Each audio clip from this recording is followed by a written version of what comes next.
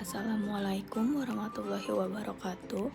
Perkenalkan, saya Neneng Diana Putri dari kelompok 4. Di sini saya akan menjelaskan apa itu dislokasi. Dislokasi adalah suatu kondisi di mana tulang bergerak menjauh dari sendi atau pindah dari posisinya. Misalnya, bagian atas tulang lengan yang seharusnya melekat pada sendi bahu, ketika tulang bergerak atau meninggalkan sendi, terjadilah dislokasi. Dislokasi lebih sering terjadi pada bahu dan jari. Bagian lain dari tubuh yang sering terkena perpindahan tulang adalah siku, lutut, dan panggul. Sendi dan tulang yang terkilir mengalami hal yang sama. Kemudian semua persendian yang ada di tubuh dapat mengalami dislokasi, terutama saat terjadi benturan akibat kecelakaan berkendara atau terjatuh ketika berolahraga. Kondisi ini umumnya terjadi karena gerakan sendi yang tiba-tiba atau adanya benturan keras pada bagian tubuh. Pasien umumnya menderita rasa sakit yang ekstrim dan gerakan tubuh yang tidak seimbang, bahkan kesulitan untuk bergerak. Dislokasi terjadi ketika sendi mengalami benturan atau tekanan yang keras. Kondisi yang dapat menyebabkan dislokasi antara lain terjatuh, misalnya akibat terpleset, kecelakaan kendaraan bermotor, dan cedera akibat olahraga yang melibatkan kontak fisik seperti sepak bola atau bela diri. Dislokasi dapat terjadi pada siapa saja, tetapi ada beberapa faktor yang dapat meningkatkan risiko seseorang mengalami kondisi ini, yaitu yang pertama, melakukan olahraga yang melibatkan kontak fisik, yang kedua, berkendara dengan kendaraan bermotor, yang ketiga, memiliki otot dan keseimbangan yang lemah, misalnya akibat menderita distrofi otot, yang terakhir ada berusia lanjut atau masih anak-anak. Sendi adalah area di mana dua atau lebih tulang bertemu. Sendi terbentuk dari jaringan ikat dan tulang rawan, serta berfungsi sebagai penghubung di antara tulang-tulang saat bergerak.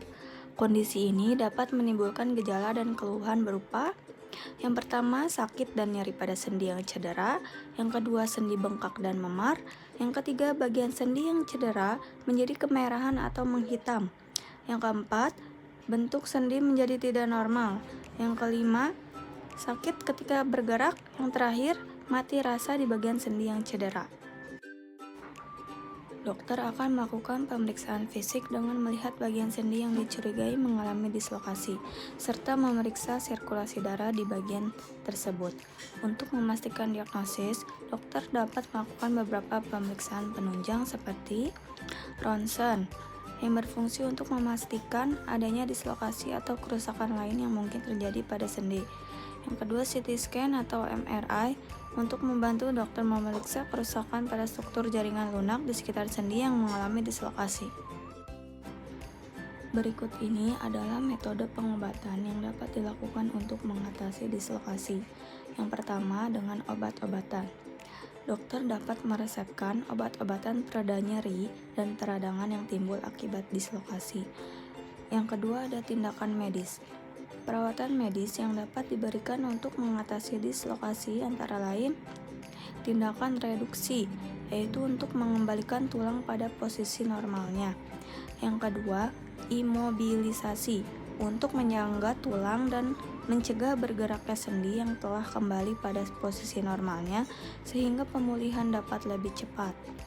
Yang ketiga, ada operasi untuk mengatasi dislokasi yang tidak bisa diperbaiki dengan tindakan reduksi atau telah terjadi kerusakan pada pembuluh darah, syaraf, atau ligamen di sekitar sendi.